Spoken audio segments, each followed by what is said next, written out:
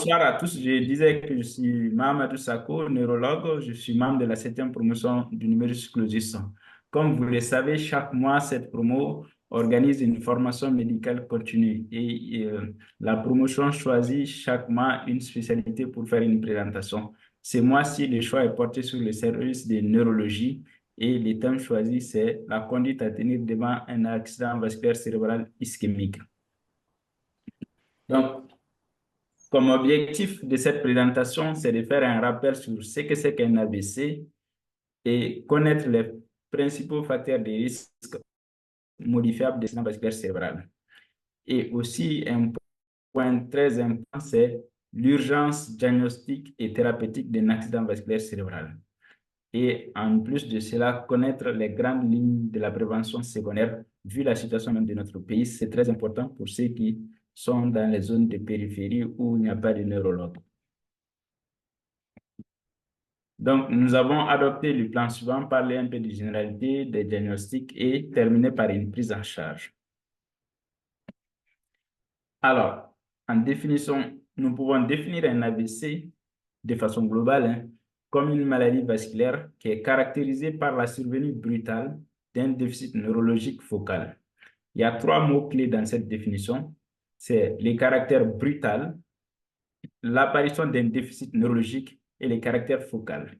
Beaucoup de gens ne comprennent pas parfois les caractères focal utilisés par les neurologues parce que notre cerveau, c'est comme un état avec plusieurs régions. Donc, chaque région dirige une action ou une fonction. Donc, en fonction de la zone ou de l'état touché au niveau du cerveau, ça donne des manifestations cliniques en rapport avec la fonction exercée par cette zone, d'où le caractère focal. Donc, les termes AVC, accident vasculaire cérébral, regroupe l'ensemble des pathologies vasculaires qui touchent le cerveau, artérielles et veineuses, à savoir les accidents vasculaires cérébraux, les ischémies cérébrales artérielles, qui représentent la majorité des cas, à environ 80% des cas. Et ces ischémies sont divisées en deux groupes. On a ce qu'on appelle un accident ischémique transitoire ou AIT et les accidents constitués qu'on appelle l'infarctus cérébraux ou AVC ischémique, qui est le terme de la présentation ce soir. Il y a aussi les hémorragies cérébrales qui représentent 20% et il y a les thromboses veineuses cérébrales qui sont rares, moins de 5%. Donc, AVC, c'est à la fois AVC ischémique, AVC hémorragique et thrombose veineuse cérébrale.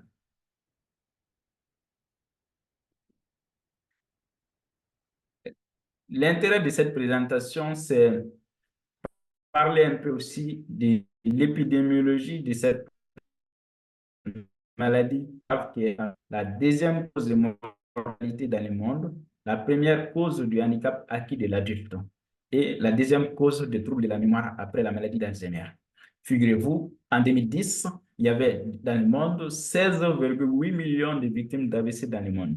Et parmi ces 16 millions, la mortalité touchait à peu près 5,9 millions de morts avant 2010.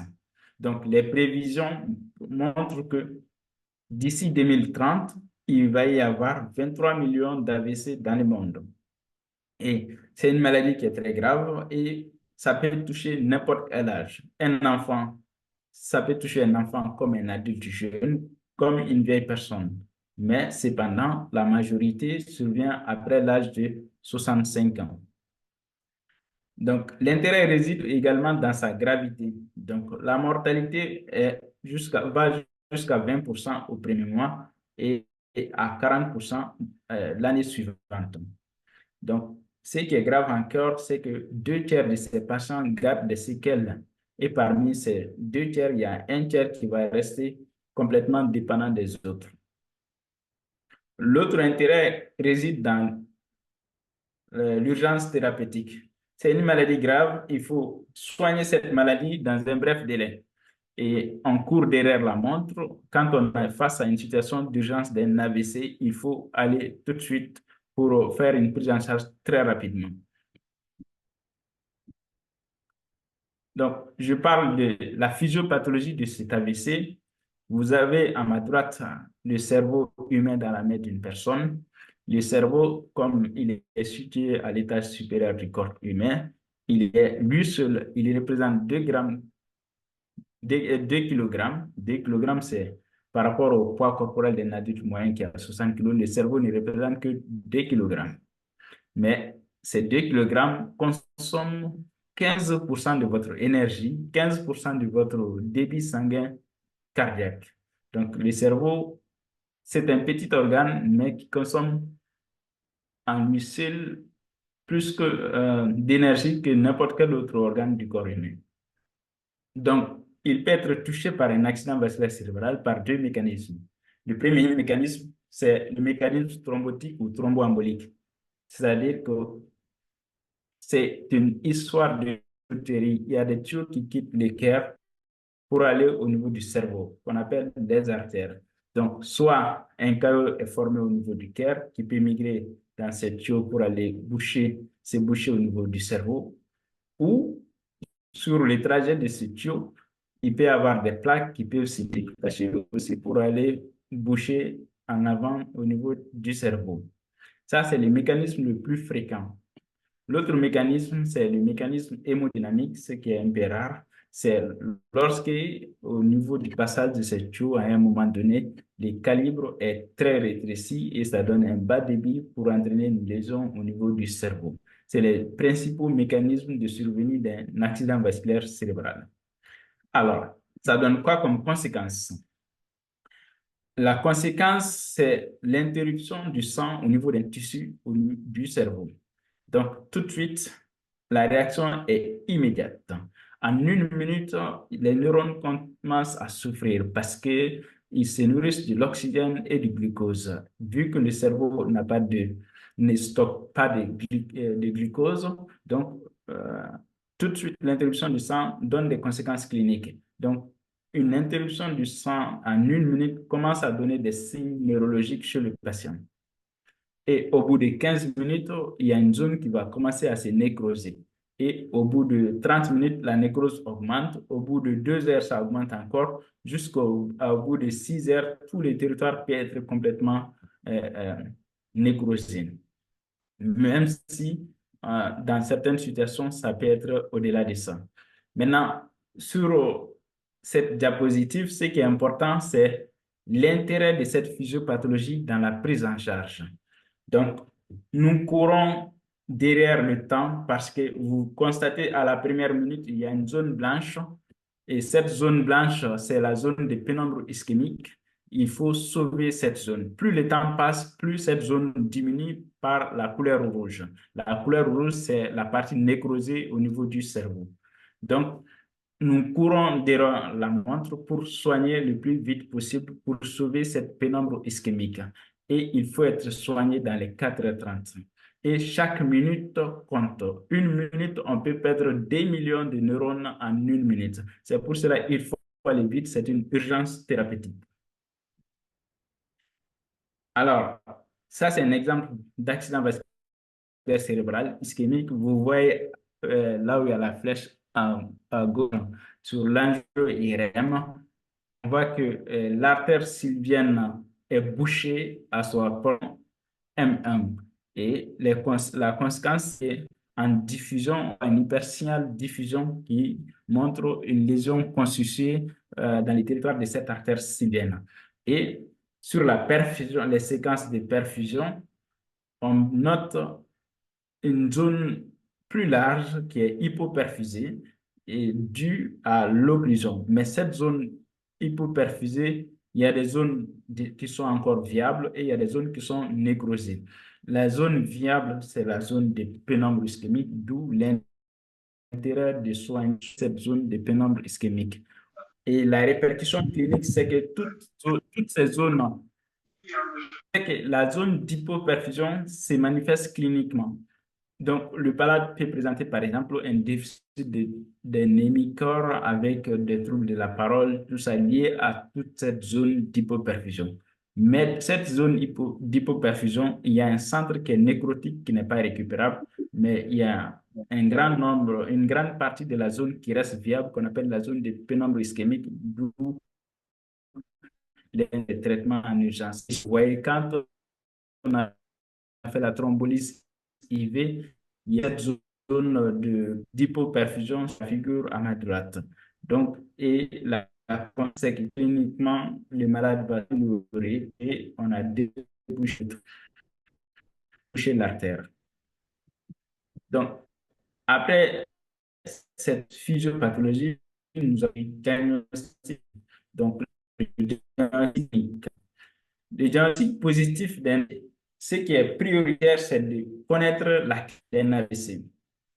Parce que c'est très important parce que c'est tellement important de connaître que si c'est le neurologue qui peut sauver les patients, on connaît la clinique. Mais si bien la clinique, on n'est pas visible à l'imagerie au niveau du cerveau. L'éthique, ça peut toucher la motricité, ça peut toucher la sensation. Donc, toute apparition brutale, que ce soit d'un déficit moteur d'un hémicorps ou que ce soit le déficit sensitif d'un hémicorps ou que ce soit une baisse de la vision d'apparition brutale ou une baisse de l'audition d'apparition brutale, ça doit faire évoquer un accident vasculaire cérébral jusqu'à preuve du contraire. Donc, ça, c'est le premier élément qui est important sur la clinique à savoir. Donc, quand on a un déficit moteur, que ce soit un membre inférieur ou un membre supérieur ou tout un hémicorps qui apparaît de façon brutale, ça montre qu'il y a une zone qui est touchée au niveau de la tête et il faut aller vite. Donc, quand on a ce déficit d'apparition brutale, ça suspecte directement un AVC. Donc, comme l'AVC, on a parlé du caractère focal, le cerveau étant un organe avec plusieurs lobes et plusieurs fonctions en fonction des lobes, on distingue globalement deux grands territoires. Il y a les territoires antérieurs et les territoires euh, postérieurs. Je ne sais pas si vous voyez mon curseur. Mon Oui, curseur on est voit, oui, ça on voit. D'accord. Mon curseur est sur l'artère carotide interne ici qui est coupée à ce niveau. Donc, c'est cette portion de la carotide qui continue pour donner l'artère cérébrale moyenne ou l'artère sylvienne. Donc, ensuite, l'artère carotide interne donne une branche ici qu'on appelle la communicante antérieure, euh, euh, puis l'artère cérébrale antérieure. Donc, le territoire antérieur, c'est le territoire de l'artère cérébrale moyenne qui est coupée ici et le territoire de l'artère cérébrale antérieure ici. On les appelle les territoires antérieurs parce qu'ils viennent directement de la carotide interne des deux côtés. Ensuite, l'autre grand groupe de territoires, c'est les territoires postérieurs ou les territoires vertébraux basilaires. Sur mon curseur, là, on a les troncs basilaires qui, à sa terminaison, donnent deux branches de part et d'autre. On appelle l'artère cérébrale postérieure. Donc, en fonction de ces différents territoires, l'AVC peut donner plusieurs présentations cliniques. Donc, quand le territoire antérieur est touché, ça donne certains types de manifestations cliniques. Et quand le territoire postérieur est touché, ça donne aussi certains types de manifestations cliniques qu'on ne trouve pas forcément dans le territoire antérieur. Nous allons les détailler devant. Toujours dans les diagnostics positifs, on va parler cette fois-ci du territoire antérieur et comme type de description, une occlusion de l'artère cérébrale moyenne, comme vous a montré sur la coupe précédente. Donc, nous avons tous appris à la faculté qu'il y a une décusation du faisceau pyramidal au niveau du tronc cérébral, précisément au niveau du bulbe rachidien. Donc, cela veut dire que quand vous faites un AVC sur le cerveau droit, vous aurez des manifestations cliniques sur le côté gauche à cause de la décusation du faisceau pyramidal. Donc, l'occlusion de l'artère cérébrale moyenne donne comme principaux symptômes une hémiplégie ou un déficit hémicorporel du côté contralatéral à la lésion et une paralysie faciale ainsi qu'une aphasie et une dysarthrie. Parfois, quand c'est tout le territoire qui est touché, ça peut donner aussi un trouble de la sensibilité sévère du côté opposée à la lésion et aussi une hémianopsie latérale homonyme. Vous voyez sur cette diapositive, sur cette coupe, l'artère cérébrale moyenne du côté gauche est bien perméable. En partie postérieure, vous avez l'artère cérébrale postérieure qui est bien perméable. Devant, vous avez l'artère cérébrale antérieure qui est bien perméable. Mais à droite, vous avez une occlusion de l'artère cérébrale moyenne ici. Donc, ça, c'est la séquence TOF à l'IRM qui montre que de ce côté droit, il y a une artère qui est bouchée. Et la conséquence, c'est que ça va s'ensuivre avec une nécrose sur le territoire de cette artère touchée. Et donc, ça va donner des manifestations cliniques sur le côté gauche. Donc, une hémiplégie gauche dans ces cas-là, une aphasie et un trouble de la sensibilité et une hémianopsie latérale homonyme. À noter sur la clinique, ça dépend pas seulement mais de l'hémisphère dominant. Pour pour un droitier, dominant, c'est à gauche. Quand on a une lésion sur l'artère cérébrale moyenne à gauche, ça peut donner tous ces symptômes-là, une hémiplégie, une aphasie, un trouble de la sensibilité, une hémianopsie latérale homonyme. Mais quand c'est bouché à droite, on peut avoir l'hémiplégie, certes, mais les troubles du langage, la dyspepsie peut être sévère, alors que le malade peut trouver quelques mots. Et voilà, la sensibilité, ça ne change pas. Mais par rapport au langage, il peut y avoir un changement. Ne soyez pas étonné de voir un patient complètement déficitaire du côté gauche, mais qui parle un peu, mais qui a du mal à articuler les mots. Parce que le centre du langage se situe sur le cerveau gauche. Alors, territoire postérieur maintenant. Le territoire postérieur est divisé aussi en deux groupes. On a le territoire de l'artère cérébrale postérieure et le territoire de l'artère basilaire. Ça, on prend l'exemple de l'artère cérébrale postérieure. Quand l'artère cérébrale postérieure est bouchée, ça donne ce genre de manifestations cliniques: l'hémianopsie latérale homonyme, une difficulté à nommer les objets, une alexie et un trouble de la représentation spatiale et une prosopagnosie. Une prosopagnosie, c'est la difficulté à reconnaître le visage des gens. Donc, ils peuvent se tromper sur la physionomie des gens. Et ensuite, ça donne un syndrome thalamique parce que cette artère vascularise le thalamus. Et ce syndrome thalamique peut se manifester par des troubles sensitifs à tous les modes sur l'hémisphère contralatéral touché. Deuxième territoire postérieur, qui est les infarctus sous-tentoriels, qui sont dans les territoires de l'artère basilaire et la terminaison de l'artère basilaire par l'artère cérébelleuse supérieure, donc les infarctus du cervelet. Donc, un infarctus du cervelet, le cervelet est un petit organe qui contrôle les mouvements situé derrière la nuque. Donc, si il est touché, ce qui est à retenir sur les infarctus du cervelet, c'est que ça peut donner certes un hémisyndrome cérébellé du même côté que la lésion et un trouble de l'équilibre, parfois des vertiges. Et à la différence de l'artère sylvienne, les symptômes sont situés pour le cerveau du même côté que la lésion, alors que pour l'artère sylvienne, les symptômes sont situés du côté opposé à la lésion. Mais pour le cervelet, les symptômes, c'est le même côté au niveau de la lésion.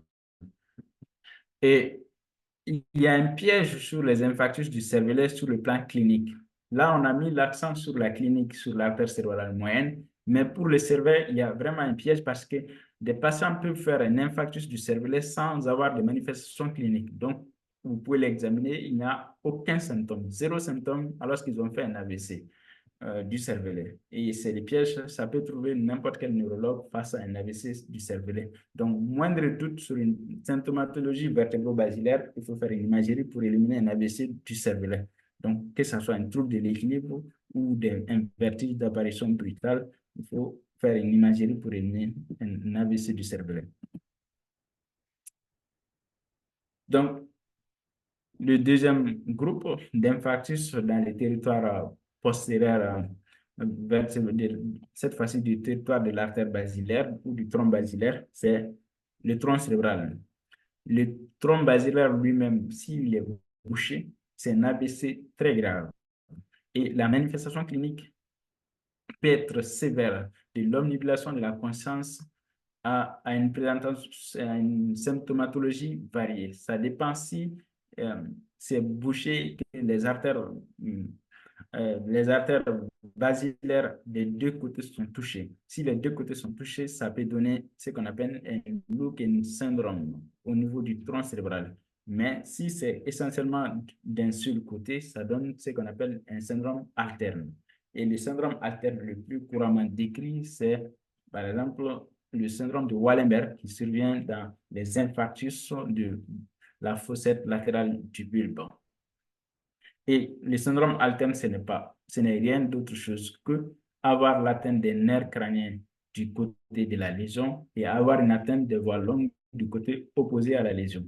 Donc, au niveau à ce niveau, on peut avoir un syndrome cérébellé, on peut avoir un Claude Bernard Horner, l'atteinte de plusieurs nerfs crâniens, le 8, les 5, les 9 et les 10. Et du côté opposé à la lésion, dans le Wallenberg, on peut avoir un trouble de la sensibilité qui épargne la face. Donc, en résumé, syndrome de Wallenberg, ça survient lorsqu'il y a un AVC qui touche le bulbe rachidien et la fossette latérale du bulbe. Donc, au niveau où il y a la lésion, on note on note un syndrome cérébré, un syndrome de Claude Bernard Horner et l'atteinte des nerfs crâniens. Du côté opposé à la lésion, on a essentiellement des troubles de la sensibilité qui épargnent la face.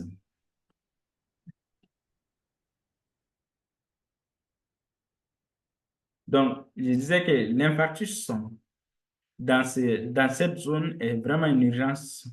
C'est une vraie urgence parce que le pronostic peut être très sévère. On voit sur cette immédiatement le tronc cérébral, ça c'est le quatrième ventricule, ça c'est le cervellaire, le tronc cérébral, et tout le tronc cérébral apparaît blanc ici parce il y a une occlusion sur la séquence TOF de l'artère basilaire ou du tronc basilaire. Le tronc basilaire, il est bouché ici, et la conséquence, non seulement c'est bouché, ça a donné un AVC qui a touché tout le tronc cérébral et aussi sur le cervelet. Donc, c'est une urgence vitale parce que ça met les patients directement parfois dans le coma, un trouble de la vigilance, voire coma d'emblée, et un déficit moteur bilatéral. Donc, au lieu d'avoir un déficit hémicorporel comme dans l'artère sylvienne, cette fois-ci, vous avez un déficit des quatre membres.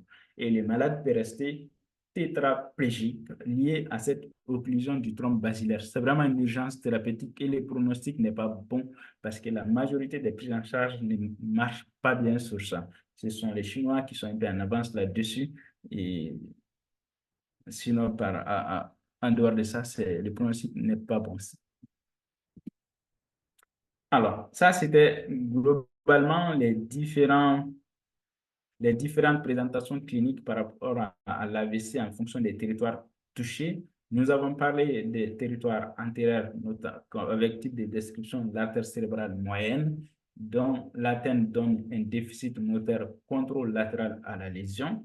Ensuite, nous avons fait l'atteinte de l'artère cérébrale postérieure, dont les symptomatologies peuvent être dominées par les signes visuels, lignée anorexie latérale homonyme du côté opposé à la lésion.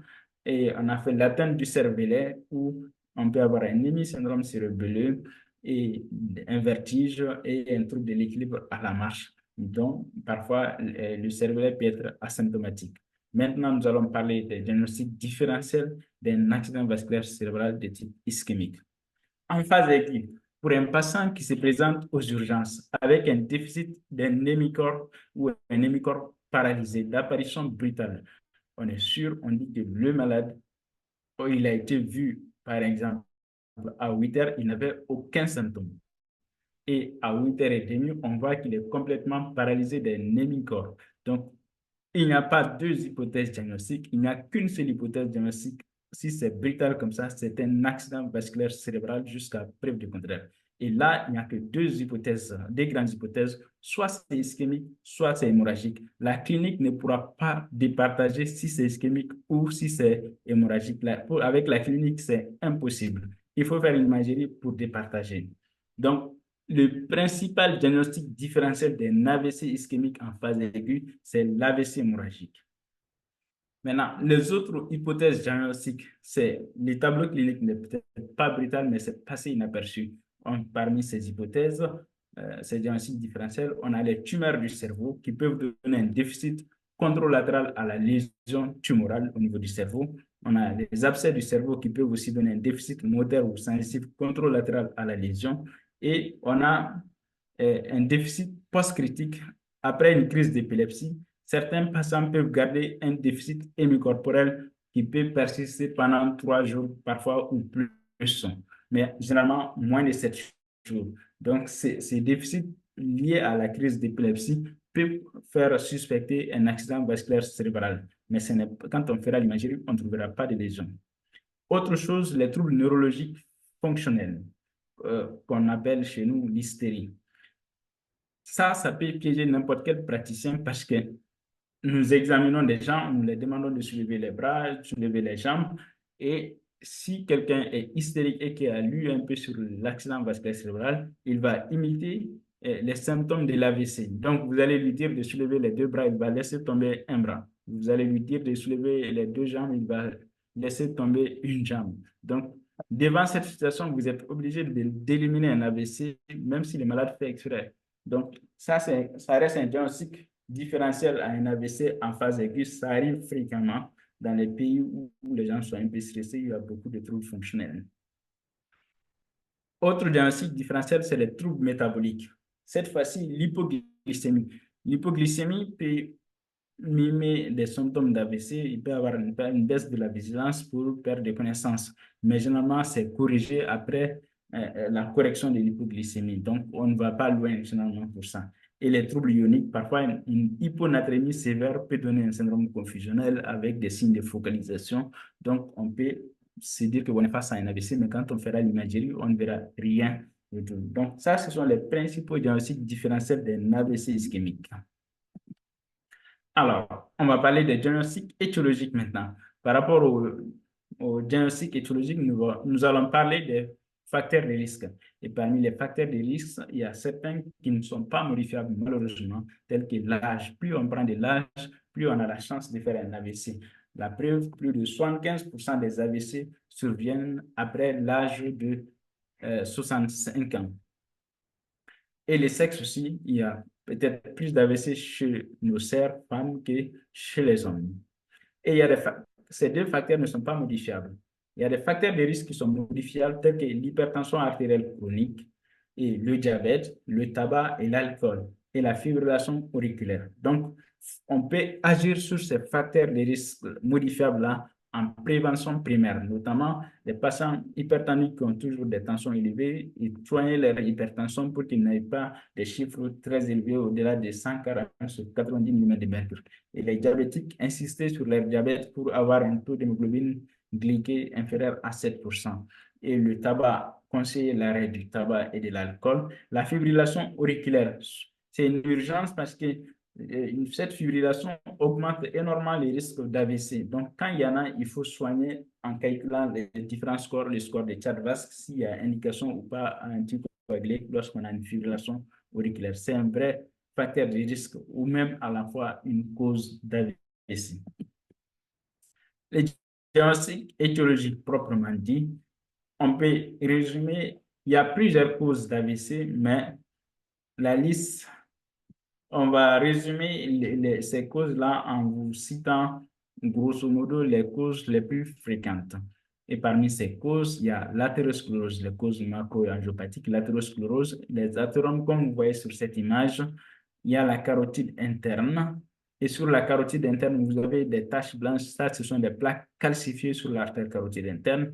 Et il y a une zone d'hypodensité qui est une plaque molle au niveau de cette carotide. Donc, ces plaques peuvent se détacher et aller boucher boucher une artère au niveau du cerveau. Donc, ça, c'est une cause fréquente d'AVC. Ça peut atteindre 20 à 25% des causes d'AVC. Autre chose, c'est la dissection des vaisseaux du cou. Ces mêmes artères-là, la carotide ou l'artère vertébrale, peuvent se déchirer et faire un hématome de la paroi et provoquer aussi un accident vasculaire cérébral. Donc, la deuxième cause, c'est les causes cardio-emboliques, et le chef de file étant la fibrillation auriculaire. Et l'autre cause en cardio-embolique, c'est l'endocardite, les valves mécaniques. Donc, les valves mécaniques qui sont sous traitement avec antivitamine K, si vous avez des patients qui sont sous antivitamine K pour une valve mécanique, n'arrêtez jamais son traitement sans vraiment un avis spécialisé parce que vous risquez de causer un dommage irréparable. Troisième groupe de causes, c'est les causes micro-angiopathiques, dont l'hypertension artérielle est le principal facteur de risque. Les autres causes sont dominées par les causes génétiques. Nous n'allons pas aborder ça dans cette présentation. Alors, nous allons parler maintenant, après avoir fait les diagnostics cliniques et les différentes causes de l'AVC. Cette fois-ci, nous allons parler de la prise en charge de l'AVC. Alors, AVC, c'est une urgence. C'est une priorité absolue. C'est une priorité absolue quand un patient fait un AVC qui se trouve dans un véhicule de transport comme les ambulances, il faut leur donner la priorité pour qu'ils regagnent rapidement une structure hospitalière parce que la perte d'une minute peut causer la perte de 2 millions de neurones chez ces patients-là. Donc, c'est une priorité absolue. Time is brain, il faut aller vite. Donc, actuellement, à Bamako, nous avons que 2 grands services de neurologie avec d'autres CHU qui ont des neurologues qui n'ont pas encore de service de neurologie. Donc, on a 2 services de neurologie, un à l'hôpital Gabriel Touré et un au CHU du Point G. Donc, quand on est face à une situation d'AVC, c'est les 2 structures qui peuvent être nos voies de référence pour soigner un AVC, mais pas au CSREF, pas au CSCOM, c'est dans les hôpitaux où il y a les services de neurologie. Donc, cette prise en charge en urgence de l'AVC en phase aiguë implique plusieurs professionnels. Donc, c'est une prise en charge multidisciplinaire et ça implique un médecin régulateur dont notre pays galère pour mettre en place un système de régulation médicale pour l'instant. Ensuite, ça implique un infirmier d'accueil aux urgences. Lui, l'infirmier d'accueil aux urgences a un rôle très, très important. Si vous avez un infirmier d'accueil qui n'est pas familiarisé avec les symptômes de l'AVC, les gens ont beau venir aux urgences pour suspicion d'AVC, elle va les orienter comme les autres patients. Alors qu'il faut que l'infirmier qui accueille les patients aux urgences sache que l'AVC est une urgence, c'est une maladie grave, il faut les orienter le plus vite possible. Et ça implique l'urgentiste et le neurologue, ça implique aussi une équipe paramédicale de neurologie, un neuroradiologue interventionnel, l'anesthésiste également. Donc, tous ces professionnels sont impliqués à un moment donné de la prise en charge aiguë d'un AVC. Et c'est l'ensemble de ce personnel coordonné par ce qu'on appelle le neurologue. C'est le neurologue est l'acteur principal de cette équipe. C'est lui qui organise tout. Après avoir, par exemple, dans les pays où la médecine est bien organisée, quand une famille appelle pour dire qu'ils ont une suspicion d'AVC, ils appellent le SAMU. Et le SAMU appelle directement le neurologue. C'est le neurologue qui valide ou pas si on met ces patients en urgence thérapeutique, c'est-à-dire en alerte de fibrinolyse. Et c'est lui qui organise avec les radiologues, avec l'infirmière d'accueil et les autres équipes qui sont associées à la prise en charge pour organiser une prise en charge adéquate dans les meilleurs délais. Donc, la prise en charge après cette équipe, quand ces patients arrivent, il faut confirmer, avant de commencer la prise en charge, il faut confirmer les diagnostics. Et pour confirmer le diagnostic d'AVC, on a 2 examens. On a l'IRM cérébral qui est l'examen de référence et aussi on a les scanners sans injection. Bon, dans les pays où la médecine, c'est la médecine de luxe, où la population ne paye pas, ils peuvent se donner ces loisirs de faire l'IRM comme examen idéal en première intention. Mais dans les pays comme le Mali où les revenus sont faibles et que les gens payent de leur poche, on peut prendre les scanners comme examen de première intention. Quand on a un déficit neurologique focal, on fait un scanner en urgence. La normalité du scanner devant une présentation clinique typique confirme déjà la présence d'un AVC ischémique et doit être traité comme tel.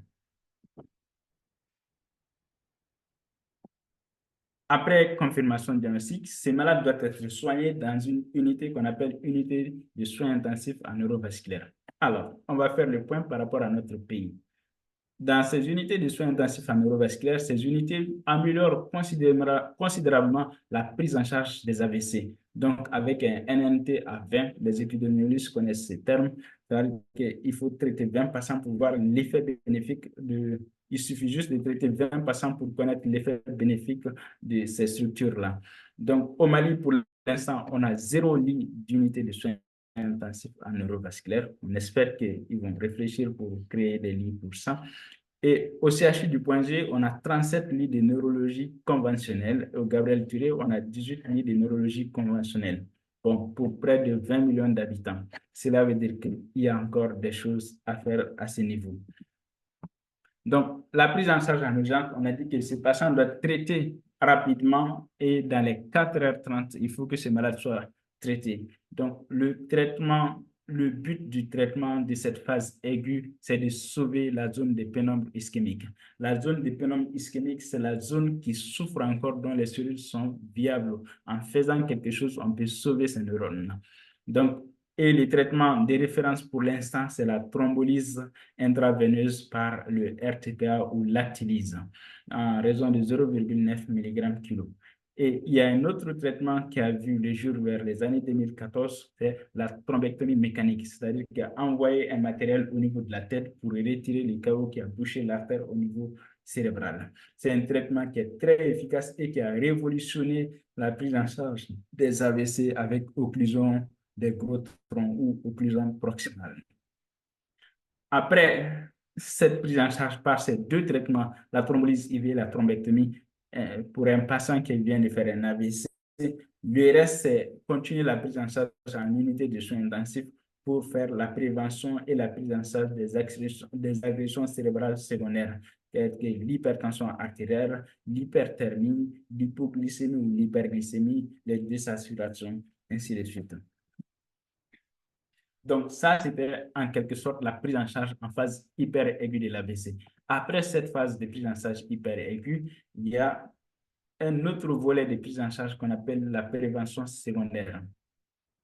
Donc, cette prévention secondaire consiste à chercher d'abord la cause de l'AVC, vu qu'il y a plusieurs causes de l'AVC, et en fonction de la cause retrouvée, donner un traitement en fonction de chaque type de cause retrouvée. Parmi les causes, on va citer ici les causes athéromateuses qui représentent 20 à 25% des causes d'AVC. Donc, l'objectif du traitement de ces causes, c'est s'il y a une sténose supérieure à 50%, on peut faire une chirurgie vasculaire pour déboucher l'artère carotide.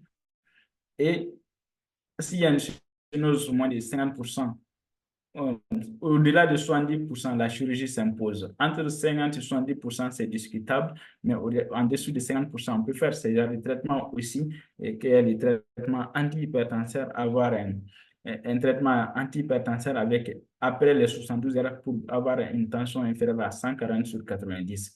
Ensuite, un traitement anti-agrégant plaquettaire et un traitement antidiabétique chez les diabétiques avec un objectif d'avoir l'hémoglobine glyquée à 8% dans les 6 premiers mois, puis inférieur à 7% après, par la suite.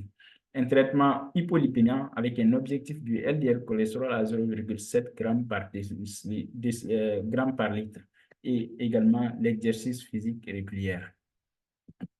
Pour les causes cardio-emboliques, ça dépend de la cause également. Pour une valve mécanique, c'est les antivitamines K. Pour une fibrillation auriculaire, c'est des anticoagulants oraux directs ou dans certaines situations, on peut aussi mettre les AVK. Mais en première intention, c'est les anticoagulants oraux directs. L'apixaban, l'ivaroxaban, etc.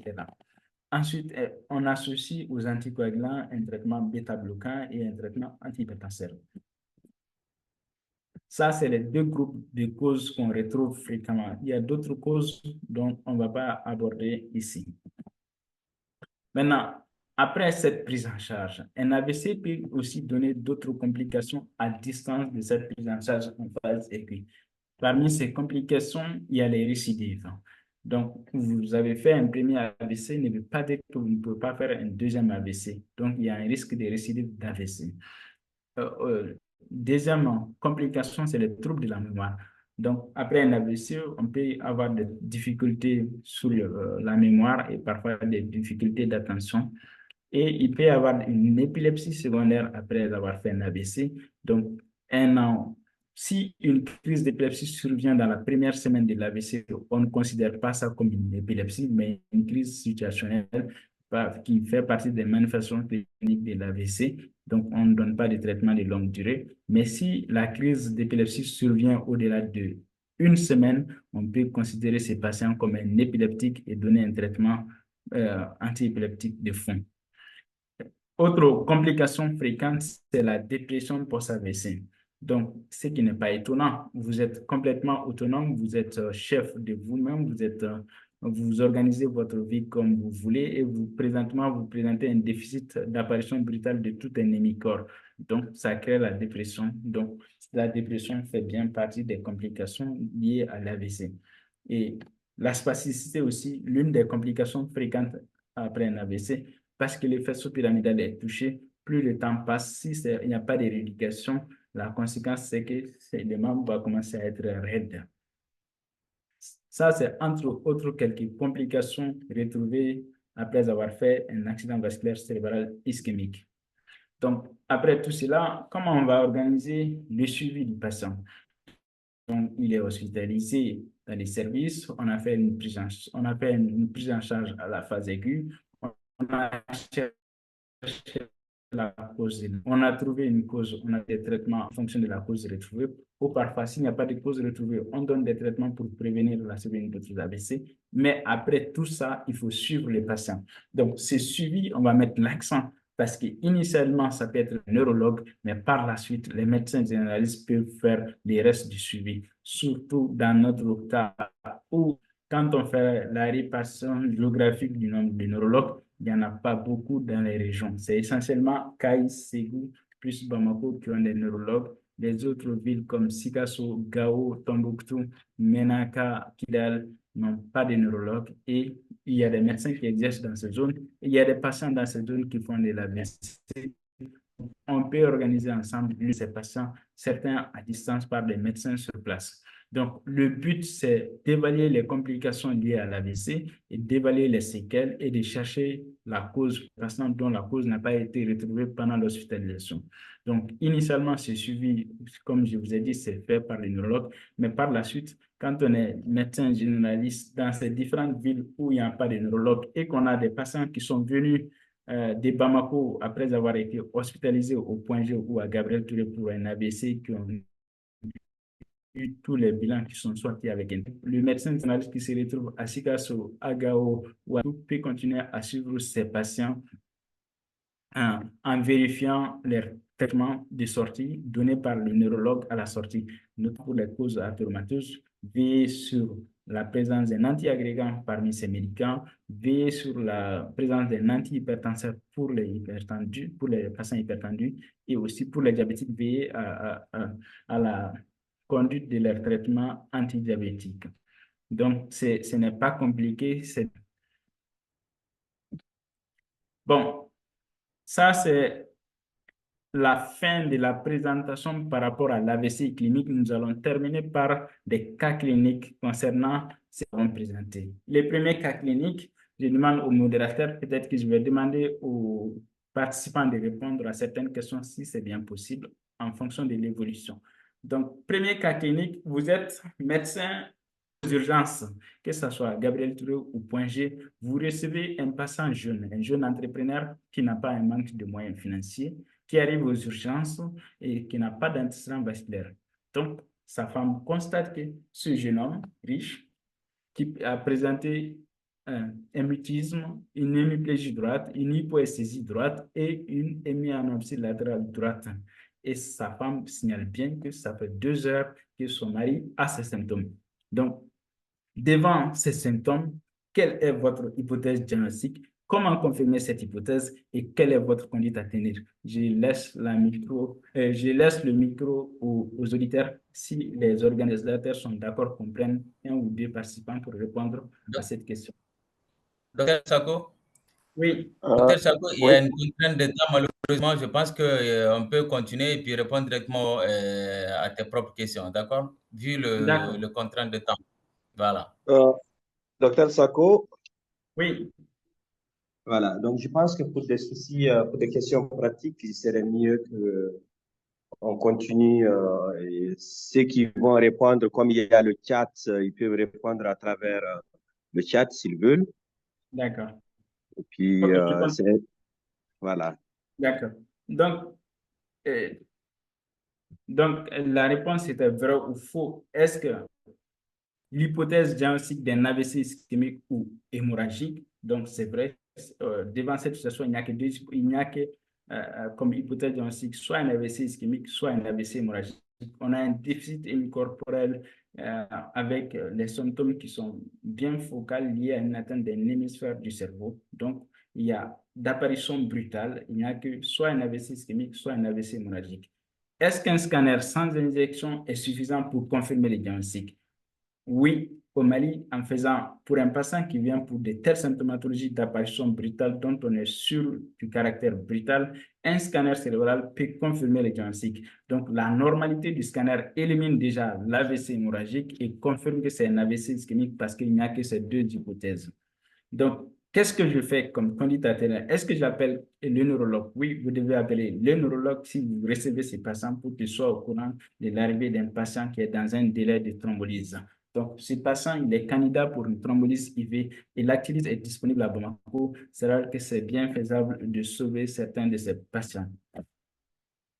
Donc, la réponse correcte, c'est l'ensemble de ces réponses-là. L'hypothèse diagnostique d'AVC ischémique ou hémorragique. Scanner cérébral suffit pour confirmer le diagnostic, mais l'IRM cérébral est mieux. Et j'appelle le neurologue et je signale que le patient est candidat pour une thrombolyse et ou thrombectomie, même si pour l'instant, on n'a pas de thrombectomie à Bamako.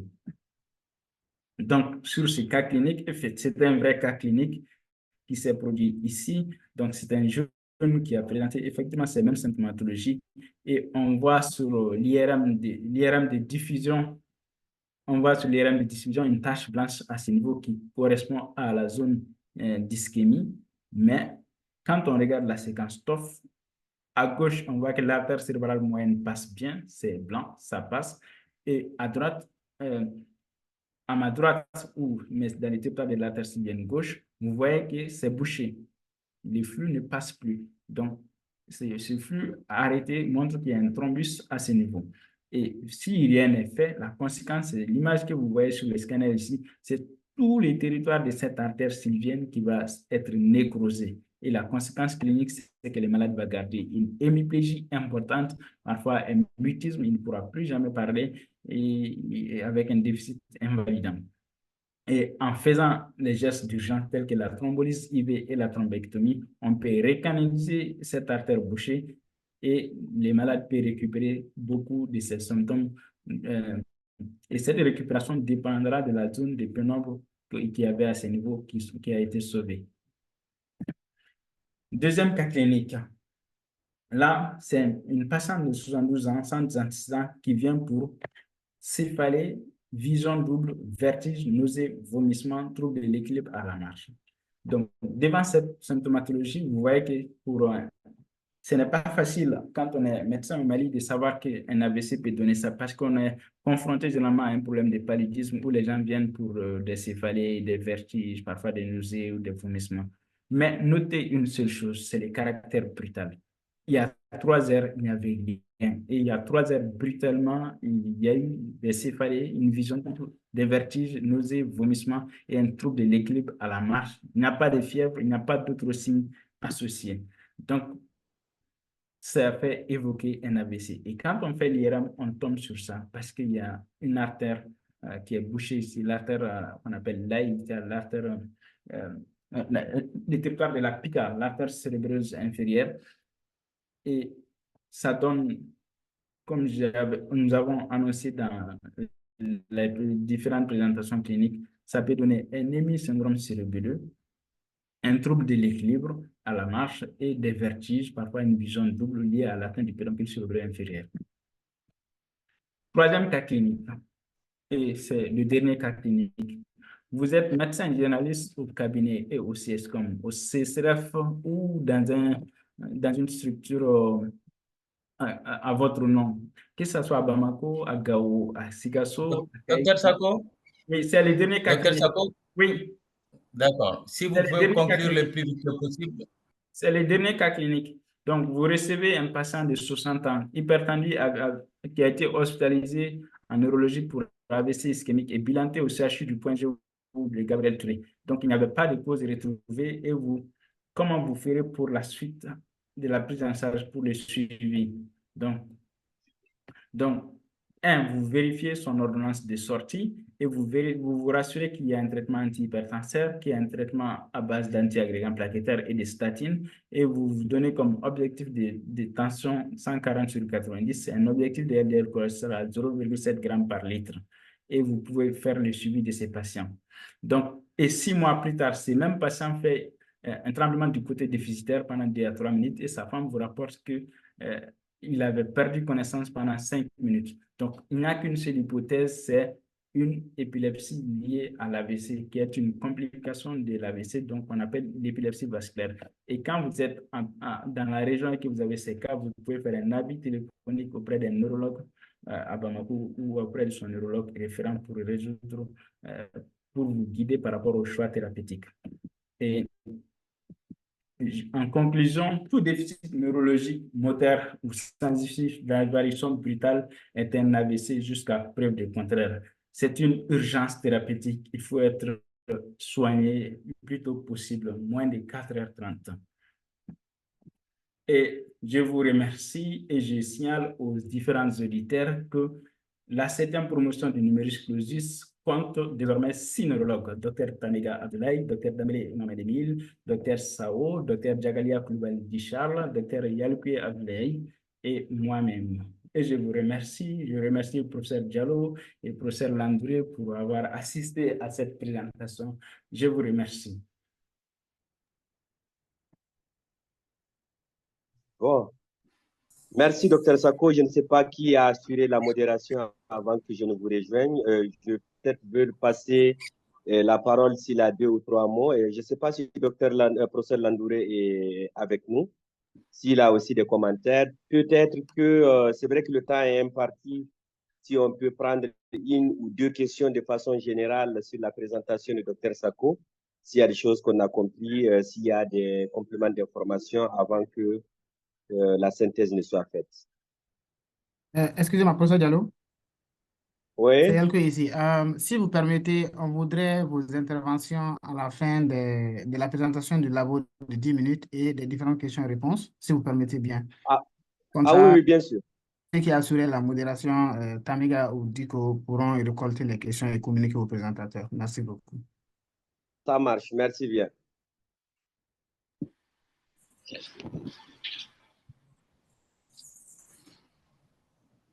Merci, Dr Sako, pour cette présentation.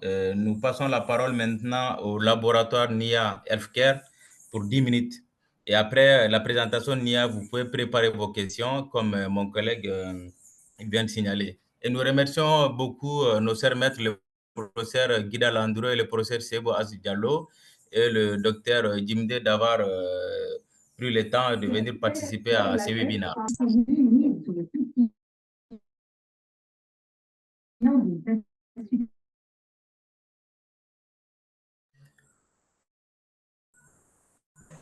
Docteur Myriam Dila.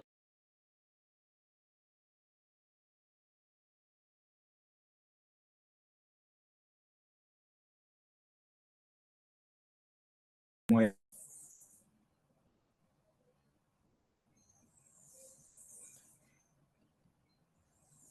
Le laboratoire NIA Healthcare a la parole s'il y a un représentant.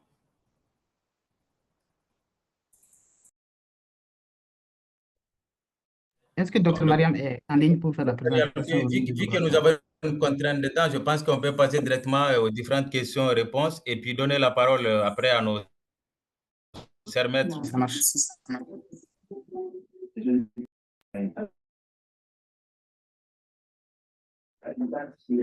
Bonsoir, professeur Diallo. Bonsoir, professeur Diallo. Bonsoir. C'est docteur Doumbia, chirurgien cardiovasculaire. Ah, docteur Doumbia.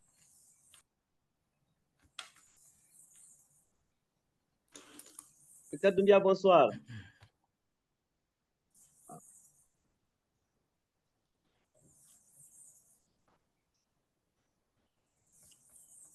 Alors là, je pense que, comme tu l'avais signalé avec la permission de notre maître, le professeur Diallo, il y a déjà les mains levées. Tu peux attribuer la parole à ceux qui veulent poser des questions pour contraindre éventuellement limiter le nombre de personnes qui vont poser. Bon, nous passons la parole à M. Abdou pour sa question. Merci beaucoup, Dr Tamega, pour la parole. Nous remercions Dr Sakou pour la présentation qui était et nous remercions nos chers maîtres qui sont présents aussi. Et moi, c'est surtout un commentaire que j'aimerais ajouter. Cette présentation de Dr Sakou nous a fait montrer les limites de la prise en charge de l'AVC dans notre contexte, surtout à la phase aiguë, qui n'est pas facile dans notre contexte, mais certaines choses sont faisables. Dr Sakou nous a présenté la prise en charge à la phase aiguë en parlant de la thrombolyse. Comme nous le savons, tous les cas d'AVC à la phase aiguë ne sont pas candidats à la thrombolyse et qu'il y a d'autres façons de faire et qui peuvent aussi être bénéfiques par rapport à l'évolution de ces patients. Donc, nous savons tous l'étude POINT et l'étude CHANCE qui nous parle de l'utilisation de la dose de charge de double antiagrégation plaquettaire à la phase aiguë des AVC et qui a montré son efficacité dans ces études et qui est connue et qui est acceptée. Donc, dans les 24 heures qui suivent des AVC mineurs avec un NIS inférieur à 5 ou un AIT, dans les 24 premières heures, le fait que les patients puissent avoir une dose de charge gaz physique associée au clopidogrel permet une récupération plus facile par rapport aux patients qui ne reçoivent pas ces médicaments dans les 24 heures. Et récemment, il y a un mois, il y a un papier qui a été publié sur Lancet qui compare effectivement l'utilisation de double antiagrégation plaquettaire par rapport à l'activité de ces patients qui présentent, ça s'appelle l'étude Tempo D, qui présente une occlusion. Je suis désolé, docteur Koita, est-ce que vous pouvez être le plus bref que possible pour une raison de temps, s'il vous plaît? Ok, donc je réfère tout le monde à voir l'étude CHANCE, l'étude POINT et l'étude Tempo D pour faire une synthèse de ces trois études pour pouvoir se dire qu'à la phase aiguë, même si on n'a pas la thrombolyse à notre disposition, on peut quand même sauver certains patients par rapport à la récupération fonctionnelle. C'était tout ce que je voulais ajouter et qu'il faudrait continuer à sensibiliser et nos collègues et les autres soignants de ne pas garder les AVC et de les référer vers les spécialistes. Merci. Merci, Dr Koita, pour ces commentaires. Et nous avons un lien partagé dans le message, s'il vous plaît, si vous pouvez donner votre évaluation qui nous intéresse par rapport pour l'amélioration de notre formation médicale. Nous passons maintenant la parole à Daou Eli, si possible d'être plus précis, bref, dans les questions. Bonsoir à tout le monde. Bonsoir. Bonsoir, on vous écoute. Alors, donc, pour moi, c'est juste une question, c'est de savoir est-ce que l'hypotension orthostatique peut être considérée comme étant une étiologie ou ça fait partie des diagnostics différentiels de l'AVC ischémique? D'accord. Donc, nous allons recenser toutes les questions et puis après donner la parole à Dr Sako pour les réponses. Nous passons la parole à M. Abdoulaye Keita. Merci beaucoup, merci pour la parole. Et puis voilà, je vais passer directement aux questions et aux remarques. Et voilà, et la phase pré-hospitalière, généralement l'idée de la population, l'idée reçue par la population sur, je vais dire, faire saigner le patient, enrouler le patient par terre, quel est le point de vue du neurologue là-dessus? Donc, je voulais entendre un mot sur ça. Et deuxième chose, le choix entre la thrombectomie et la thrombolyse, bon, pas au Mali, bien sûr, mais comme il y a des neurologues aussi qui exercent à l'étranger dans des pays où les deux sont réalisés, est-ce que, voilà, il y a un choix entre les deux? Et la thrombectomie, est-ce que c'est généralement réalisé là-bas par des neurochirurgiens ou bien c'est par des radiologues interventionnels? Et puis voilà. Troisième chose, c'est concernant la craniectomie. Comme c'est le neurologue qui centralise tout selon la présentation, est-ce que, voilà, dans votre expérience, il y a des fois où vous avez posé l'indication d'une craniectomie devant l'AVC ischémique et comment ça s'est passé plus ou moins dans le contexte? Et puis, troisième remarque que j'ai, c'est sur le premier cas clinique. Sur le premier cas clinique, j'ai vu que vous avez présenté une imagerie avec une IRM et aussi un scanner. Sur le scanner, on voit une hypodensité, on va dire quoi, sur presque l'hémisphère gauche. C'est assez large. Vous dites que le patient a été, je crois, thrombolysé. Finalement, avec une image pareille sur le scanner, je pense que le délai de thrombolyse est déjà passé. Parce que si l'image est déjà constituée comme ça sur le scanner, et je pense que la thrombolyse ne va pas donner grande chose. Et pour ce qui est de l'AVC aussi, cérébraleuse, vous avez parlé, vous avez dit un mot là-dessus. Souvent, c'est aussi symptomatique. J'ai eu un cas dans ma pratique où c'est passé vraiment inaperçu jusqu'à entraîner des conséquences avec un édème dans la fosse postérieure qui a obstrué carrément la circulation du LCS. Et c'est l'ASHTIC avec une hydrocéphalie, c'est-à-dire l'hydrocéphalie avec des signes cliniques de l'ASHTIC qui ont finalement poussé à aller vers l'imagerie et qui a montré que le patient est en train de faire une hydrocéphalie à cause du fait que le LCS soit bloqué et puis voilà. Donc, c'est vraiment une réalité aussi. Et dans la prise en charge, vous avez parlé des anesthésistes, mais bon, je pense qu'il faut ajouter les neuroréanimateurs. Parce que quand ça avance, que ça atteint un certain niveau, c'est surtout les neuroréanimateurs voilà, qui interviennent. Dans ce sens, j'ai ajouter, on va dire quoi, un collègue bon, réanimateur qui a une expérience aussi dans la neuroréanimation, docteur Saïd, il exerce en Côte d'Ivoire, je pense qu'il va intervenir si vous lui donnez un peu de temps. Et je pense qu'il faut aussi citer les MPR, les médecins physiques et réadaptationnels dans la prise en charge. Nos patients, ils s'en sortent avec des séquelles assez majeures, prononcées, et leur prise en charge, c'est surtout les MPR jusqu'à l'annonce de leur handicap. Ça va leur permettre de mieux supporter et tout ça. Donc, Désolé, j'ai monsieur donné un peu Doumbia. dans le désordre. Je m'arrête là et puis voilà. C'est monsieur Keita. Merci.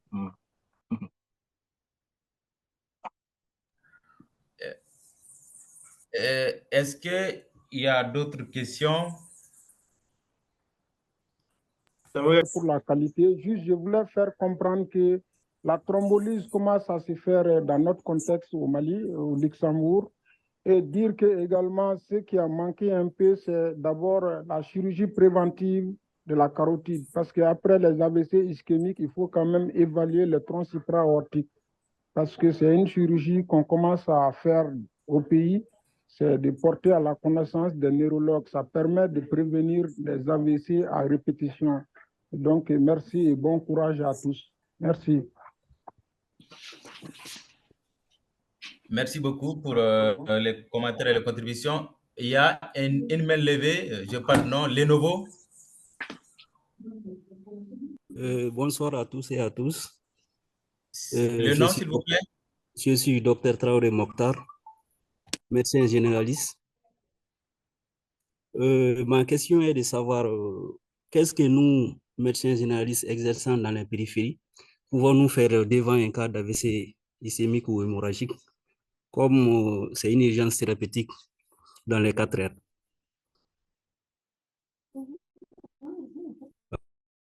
Merci. Merci beaucoup, monsieur Traoré. Et nous passons la parole au Dr Sako s'il n'y a pas d'autres questions. Première question. Et je remercie les différents intervenants. Ça montre l'intérêt qu'ils ont accordé à la présentation. Soyez-en remerciés. Notre collègue a posé une question si l'hypotension orthostatique faisait partie des causes d'AVC ou d'un diagnostic différentiel. L'hypotension orthostatique, pour ceux qui ne savent pas, c'est lorsqu'on se met en position debout, par exemple, on a une pression, la pression artérielle chute. Donc, le débit sanguin, le cerveau se nourrit de 15% du débit sanguin cardiaque. Donc, il y a des répercussions sur le cerveau et ça donne parfois des signes qui peuvent ressembler à l'AVC, des vertiges, parfois une chute. Donc, ça peut être dans ces contextes-là considéré comme un diagnostic différentiel. Mais l'hypotension orthostatique en soi n'est pas une cause d'AVC. Dr Keita a posé une question sur la craniectomie. Il a posé plusieurs questions, mais j'ai retenu la question sur la craniectomie. Quelle est l'indication? La craniectomie de décompression, excusez-moi. Effectivement, en neurologie, on arrive à donner l'indication à faire la craniectomie de décompression. Mais dans quel cas? Il s'agit des AVC de gros volume. Par exemple, une occlusion de M1 proximale ou une occlusion en tandem sur la carotide, avec un score aspect inférieur à 4, par exemple. Donc, ça, on est sûr que ce patient, s'il y a un effet, dans les 2 jours, va faire ce qu'on appelle un infarctus malin. Donc, pour prévenir l'infarctus malin, il est indiqué de faire la craniectomie de décompression sur ces AVC de gros volume pour éviter l'infarctus malin. Mais au-delà des 48 heures, 48-72 heures, c'est presque tard parce que on va faire la craniectomie, mais ça va trouver que l'œdème malin est déjà constitué et les conséquences sont connues, c'est la mortalité dans les 2 à 5 jours. La mortalité va jusqu'à 80% dans cette situation. Maintenant, notre collègue aussi avait posé une question par rapport au scanner de mon cas clinique. Effectivement, le scanner que vous avez vu sur le cas clinique n'est pas le scanner du patient. Le scanner, là, je l'ai ajouté pour vous expliquer que si l'évolution se fait vers ce scanner-là, où on voit que le territoire de l'artère cérébrale moyenne, tout le cerveau de ce côté est presque nécrosé. C'est sans rien. Mais sur le patient, d'une question, il a bénéficié d'un traitement là, même s'il a gardé quelques déficits, mais c'est un scanner. On n'a pas fait d'imagerie de contrôle, de scanner de contrôle. Maintenant, Dr Traoré dit Mokhtar pose une question par rapport à ce qu'un médecin généraliste qui se retrouve en périphérie face à une suspicion d'AVC en phase aiguë, vu qu'on a dit qu'il faut les soigner dans un bref délai dans les 4h30. Donc, dès que vous avez ça, il n'y a qu'une seule alternative, c'est de l'envoyer dans les hôpitaux où on fait la prise en charge en urgence. Vu qu'au Mali, si c'est par exemple en France, les SAMU viennent chercher ces patients, mais au Mali, le SAMU n'est pas développé et donc on est contraint d'envoyer les patients avec leur et ça peut encore retarder leur prise en charge. On espère que dans les jours à venir, nos autorités penseront à améliorer ce secteur de la santé. Merci, c'était ces 3 questions qu'on m'avait posées si j'ai bonne mémoire. Dr Tamiga. Il y a d'autres questions qui ont été posées dans le groupe par Dr Hama Sankare qui demande à défaut de l'actylisme, peut-on utiliser la streptokinase à défaut? Ça, c'est la première question. Et la deuxième question, un AVC ischémique sur thrombose intravésée, faut-il thromboliser? Et ton avis est sur la conduite à tenir aussi. Les 2 questions par Dr Sankare Hama. D'accord. Pour les streptokinases, c'est vrai que les cardiologues ont utilisé les streptokinases dans les thrombolyses, dans les infarctus du myocarde, mais en neurologie, je crois qu'il n'y a que 2 médicaments qui ont été testés, dont l'un a l'autorisation de mise sur le marché, c'est l'actylisme ou le RTPA. Le deuxième médicament, c'est le tenecteplase. il n'a pas encore l'autorisation de mise sur le marché, en tout cas en Europe, mais pour le streptokinase, je ne crois pas qu'il y ait une étude en neurologie qui a utilisé ces médicaments pour la prise en charge de l'AVC en phase aiguë. Pas de données là-dessus, je ne pense pas que ça soit conseillé. Le thrombus intravégé, si c'est un AVC en phase aiguë, on thrombolise ces patients et le thrombus intravégement par anticoagulant par la suite. D'accord. C'est ce que j'ai répondu à votre question. Il y a aussi d'autres questions. Il pose la question, jusqu'à quel délai après un AVC ischémique doit-on toujours thromboliser? Et est-ce que la thrombolyse des AVC ischémiques est faisable au Mali? Bon, OK. Jusqu'à quel délai il faut thromboliser? Le délai réglementaire connu, c'est les 4h30. Mais il y a l'étude externe qui est parue qui dit qu'on peut thromboliser au-delà de 4h30 jusqu'à 9h, mais à condition de faire une imagerie avancée, c'est-à-dire l'imagerie de perfusion, tout en calculant la zone des petits nombres ischémiques. Si la zone ischémique dépasse 70 ml, on ne fait pas de thrombolyse. Si le pénombre ischémique est inférieur à 10 ml, on ne fait pas de thrombolyse. Donc, il faut qu'il y ait vraiment un mismatch et que le corps ischémique ne soit pas très volumineux. Donc, dans certaines indications, dans les grands centres, on peut faire une thrombolyse jusqu'à 9 heures avec l'imagerie avancée. Oui. Maintenant, la deuxième question, c'est est-ce que c'est faisable au Mali? La thrombolyse, il y a les scanners au Mali, il y a l'activiste au Mali, il y a des neurologues au Mali qui savent faire. C'est-à-dire que c'est bien faisable au Mali, mais il faut que les autorités administratives accompagnent les neurologues pour qu'on puisse commencer à faire ça. C'est-à-dire qu'un seul neurologue ne peut pas faire ce travail, même s'il a le savoir. Je prends l'exemple, le professeur Diallo qui est parmi nous, lui, il a une belle expérience en neurovasculaire, il sait faire ce genre de choses. Mais pourquoi il n'arrive pas à faire? Mais parce qu'il faut que les autorités administratives nous accompagnent par la création des unités de soins intensifs avec l'organisation d'une filière bien déterminée pour sauver ces patients. Sur place, mais quand même l'administration responsable de cette situation précaire il y a une autre question de Dr Saï Servet qui pose la question quels sont les types qui d'emblée doivent être admis en REA? Alors, l'AVC, l'AREA n'est pas un service adapté pour la prise en charge d'un AVC en phase aiguë. Maintenant, les types d'AVC qui peuvent se retrouver en un patient qui a été admis pour un infarctus de gros volume, s'il est jeune, on propose une craniectomie de décompression et par la suite peut séjourner en REA, ensuite il retourne en neurologie.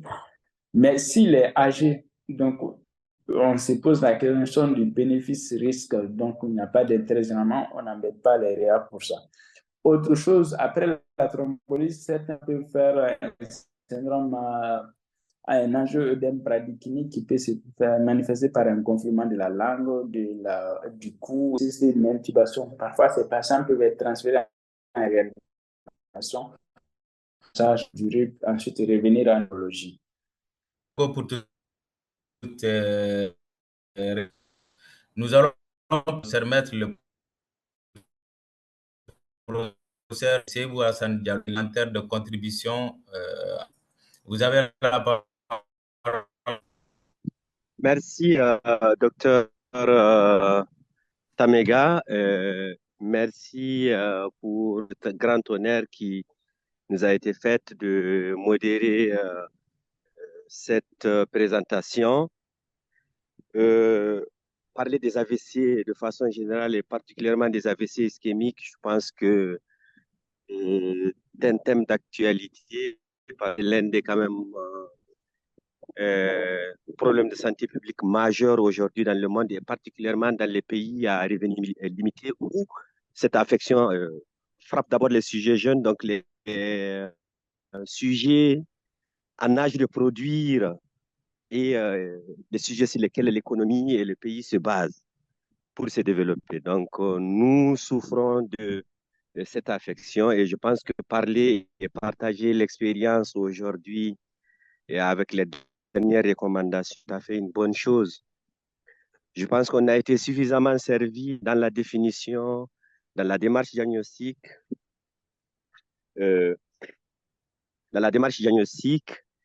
et dans les examens complémentaires, dans les étiologies.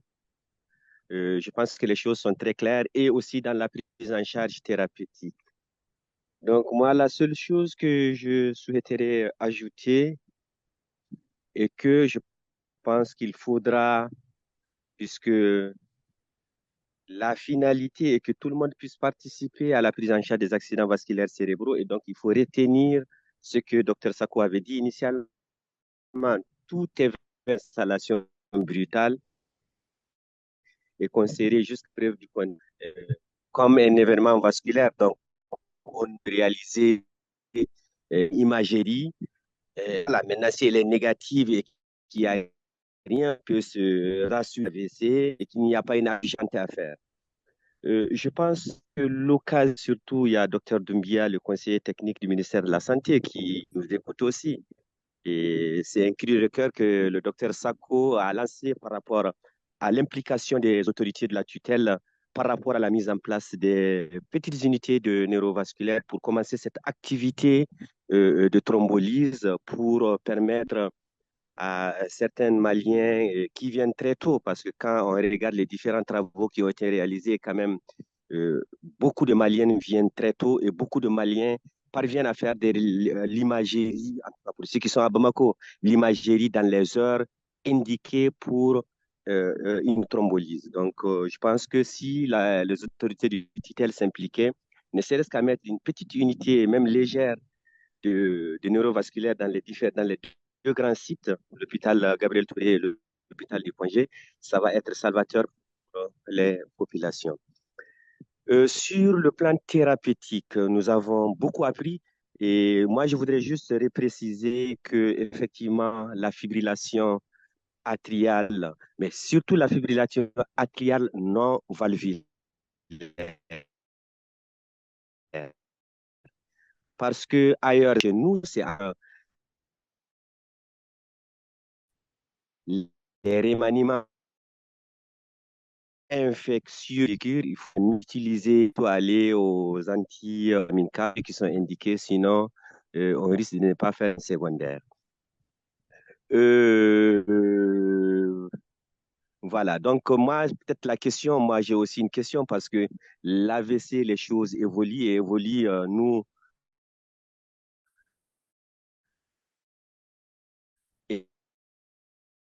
étant un peu, ça en est que aujourd'hui, la est tout à fait. J'aurais lu une parution dans New England Journal qui effectivement, pour des infarctus sylviens malins, il est possible de faire des thrombectomies. Je crois qu'il y a 2 études qui sont là-dessus, une étude française qui est en cours, j'ai oublié le nom de l'étude, et puis une autre étude, 2 études qui ont évalué les bénéfices de la thrombectomie pour les infarctus sylviens malins. Donc, c'est dire que tous les jours, les choses avancent. Maintenant, l'indication de la craniotomie, c'est évidemment le neurologue qui doit attirer l'attention du neurochirurgien parce que ce n'est pas au neurologue d'aller intervenir. Donc, s'il y a une indication, il porte à la connaissance de celui qui va intervenir sur le cerveau. Et donc, ensemble, que la décision soit prise pour que rapidement le malade soit sauvé. Je pense qu'il y a des attitudes qu'on vit, le magnétol et les autres là, par rapport à l'infarctus sylvien malin, il faut faire attention. L'infarctus sylvien malin, l'indication, c'est la craniotomie décompressive. Elle est efficace et elle sauve des vies. Il faut qu'on aille vers ça. Voilà, donc voici les quelques... et puis... mais sur la présentation que je trouve tout à fait honnête. C'est vrai qu'en 1 heure de temps, parler des accidents vasculaires cérébraux ischémiques et de leur prise en charge est un challenge. Voilà, donc merci beaucoup. Merci. Voilà, merci. J'en ai fini. Je ne sais pas si le professeur Landouré a pu se connecter parce que, étant en déplacement, je ne sais pas s'il a pu se connecter. Ensuite, moi, j'ai une question. Merci beaucoup, professeur Diallo, pour cette intervention brillante, comme toujours. Est-ce que professeur Guida Landouré est en ligne? Si, si notre aîné, le docteur Al-Mustafa Dibo, est disponible, s'il peut une intervention ou quelques autres contributions. Merci, gars. Donc, comme à la culture marine, après le Big Boss, hein. Donc, je pense que le professeur Diallo a fait un bon résumé de ce qui a été dit. Que je pense que je n'ai pas d'autres choses à ajouter par rapport à ça. Juste un peu à la fin, peut-être remercier cette promotion qui a montré vraiment par sa présence que c'est une promotion vraiment sur laquelle le Malien de façon générale peut compter. Donc c'est vraiment une que je tiens ici à dire et à toutes les personnes de bonne volonté que cela. Voilà, c'est depuis des mois et des mois maintenant que peut-être, je n'ai pas l'historique de quand ils ont commencé, mais je pense quand même que c'est quelque chose qui doit être encouragé et qui doit être soutenu.